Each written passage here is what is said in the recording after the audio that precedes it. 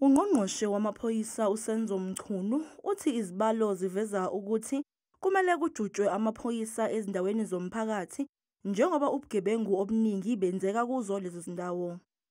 Our crime stats for the fourth quarter indicate that quite a number of crimes get committed in open space, in public spaces, so to speak. Now, it requires us to attend to those public spaces via visible policing so that we close that space against potential commission of crimes by criminals. Umchunu ubuye wanxusa imboni yamatekisi ukuthi ithole izindlela zokusebenzisana ngokuthula. They still believe that